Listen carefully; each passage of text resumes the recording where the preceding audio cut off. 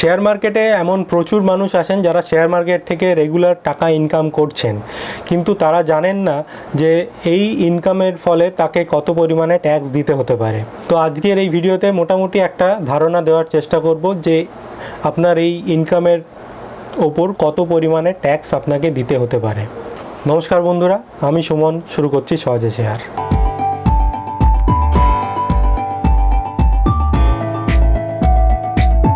তো সবার প্রথমে জানা প্রয়োজন শেয়ার মার্কেট থেকে কত রকমভাবে ইনকাম করা যায়।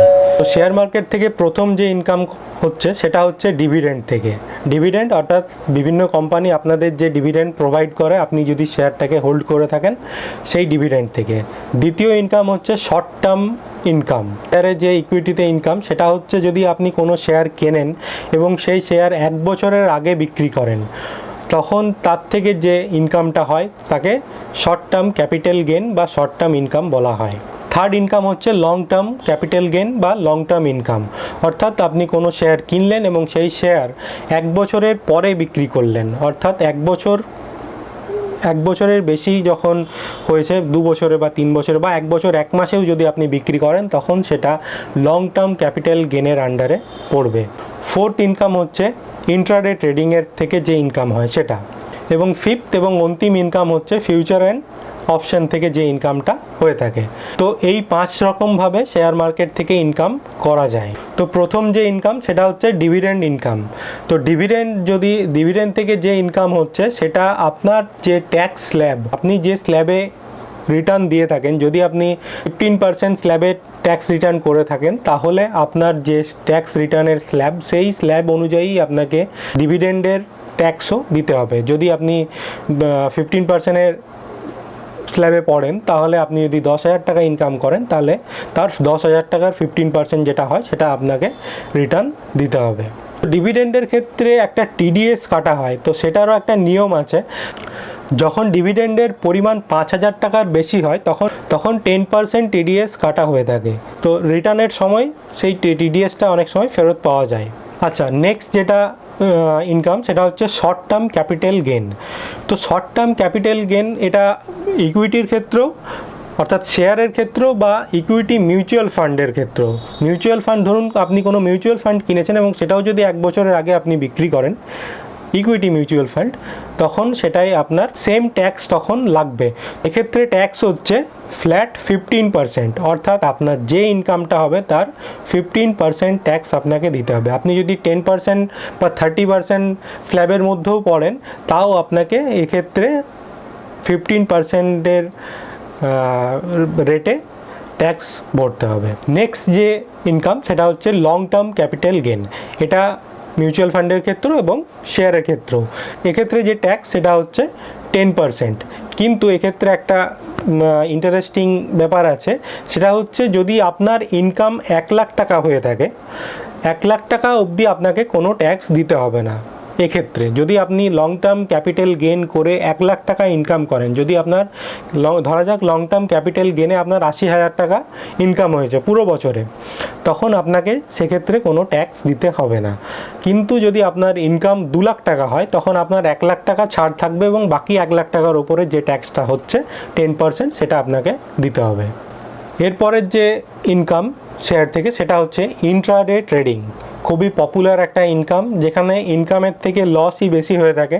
তাও আমি ইনকামের কথাই বলছি। যদি যারা ইনকাম করেন, যেসব ভালো ট্রেডাররা ইনকাম করে থাকেন ইন্ট্রাডে ট্রেডিংয়ের মাধ্যমে, তাদের ক্ষেত্রে এটাকে একটা বিজনেস হিসেবে ধরা হয়। কিন্তু বিজনেসটাও এমন বিজনেস, সেবি বলছে বা সরকার বলছে যে সরকার এটাকে এমন একটা বিজনেস বলছে যেটা বিজনেসও, কিন্তু বিজনেসের কোনো অস্তিত্ব নেই। তাই এটাকে স্পেকুলেটিভ বিজনেস হিসেবে দেখা হয়। এবং এই স্পেকুলেটিভ বিজনেসটাকে যখন আইটি রিটার্ন করা হয়, তখন এটাকে ডিস্টিংক্ট বিজনেস ইনকাম বলে দেখানো হয়। তো এটার ক্ষেত্রেও যে রিটার্নের যে পরিমাণ, সেটা হচ্ছে আপনার যে ট্যাক্স স্ল্যাব, সেই অনুযায়ী এটাতে ট্যাক্স দিতে হয়। আর আপনি যদি 15% ট্যাক্স স্ল্যাবে পড়েন, তখন 15%-এ, আপনি যদি 30%-এ পড়েন বা 20%-এ পড়েন, তখন সেই অনুযায়ী আপনাকে রিটার্ন করতে হবে। এই ক্ষেত্রে বেশিরভাগ মানুষ যেহেতু লস করে থাকে ইন্ট্রাডে ট্রেডিংয়ের ক্ষেত্রে, আমি কাউকে অনুৎসাহিত বা উৎসাহিত করছি না, যেহেতু এনএসসি রিপোর্ট অনুযায়ী প্রায় 90% লোক ইন্টারডে ট্রেডিং বা বিভিন্ন স্পেকুলেটিভ ট্রেডিংয়ে লস করে থাকে বা অপশন ট্রেডিংয়ে লস করে থাকে, তাই আমি বলছি লসটার কথা এখানে উল্লেখ করছি। যদি লস আপনি করে থাকেন, ধরা যাক এই বছর আপনি 1 লাখ টাকা লস করলেন ইন্টারডে ট্রেডিংয়ে, কিন্তু পরের বছর দেখা গেল আপনি 1 লাখ টাকা লাভ করলেন, তো আপনি এই বছরের যে লসটা সেটাকে আগামী 4 বছর অবধি ক্যারি ফরওয়ার্ড করতে পারবেন। অর্থাৎ আগামী বছরের 1 লাখ টাকা যে আপনার লাভ হয়েছে সেটা এই লসটার সাথে মিক্সড হয়ে যাবে বা এটার সাথে ক্যারি ফরওয়ার্ড হওয়ার কারণে আপনার তখন নেক্সট ইয়ারও কোনো ট্যাক্স লাগবে না এক্ষেত্রে, ইন্ট্রাডে ট্রেডিংয়ের ক্ষেত্রে। এবং এই যে ক্যারি ফরওয়ার্ডটা, ইন্ট্রাডে ট্রেডিংয়ের লসের যে ক্যারি ফরওয়ার্ডটা, সেটা শুধুমাত্র ইন্ট্রাডে ট্রেডিংয়ের মাধ্যমেই এটাকে রিকভার করা যাবে। অর্থাৎ ইন্টারডে ট্রেডিংয়ে যদি আপনি লাভ করেন তখন সেটাকে ম্যাচ করে পরে তার থেকে ট্যাক্স কমানো যেতে পারে। আচ্ছা, এর পরের যে ইনকাম সেটা হচ্ছে ফিউচার অ্যান্ড অপশন।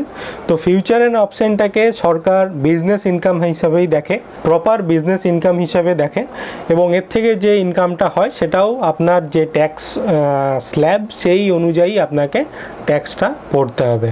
অর্থাৎ আপনি যদি চাকরি করে থাকেন এবং আপনি যে স্ল্যাবে আপনি ইনকাম করছেন, যে স্ল্যাবে আপনি ট্যাক্স রিটার্ন করছেন, সেই অনুযায়ী ট্যাক্সটা আপনার পড়বে। তো ভিডিও শেষে কয়েকটা কথা বলে রাখি যে যারা নতুন ট্যাক্স রিটার্ন করতে চাইছেন তারা কখনোই নিজে চেষ্টা করবেন না। এই যারা শেয়ার মার্কেটের ট্যাক্স রিটার্ন করেন, এটা যথেষ্ট একটা জটিল ব্যাপার, এবং অনেক যে অপশানগুলো আছে সেগুলো যারা রিটার্ন করেন তারা জানেন কিভাবে সেগুলো, তার থেকে কিভাবে বেনিফিট আপনি পেতে পারেন। তো সেক্ষেত্রে তারা অনেকভাবে আপনার বিভিন্ন কাণ্ড কারখানা করে আপনার ট্যাক্সটাকে কমানোর চেষ্টা করতে পারেন, যেটা হয়তো আপনি নিজে করলে সেটা পারবেন না। তাই আপনি আপনার লোকালিটির কোনো যে ট্যাক্স ফাইল করে, যদি সিএ হয় সেটা খুবই ভালো, আর যদি লোকাল কোনো ট্যাক্স যারা ফাইল করে তাদের কাছেও যদি আপনি ফাইল করে থাকেন, যারা লয়ার বা আরও অনেকে করে থাকে, তাদের কাছে করাটাই আপনার জন্য বেটার হবে। কারণ যে আমি স্ল্যাবগুলোর কথা বললাম 10%, 15% বা যে রিটার্নের কথাগুলো বললাম, সেগুলোও কিন্তু তারা আপনার জিরোতে নিয়ে আসতে পারে, এরকম ক্ষমতাও তাদের থাকে। তারা বিভিন্ন যে সেকশনগুলো আছে সেগুলো যেহেতু যারা জানেন, তারা সেগুলো অ্যাপ্লাই করে আপনার ট্যাক্সটাকে অনেক কমানোর চেষ্টা করতে পারেন।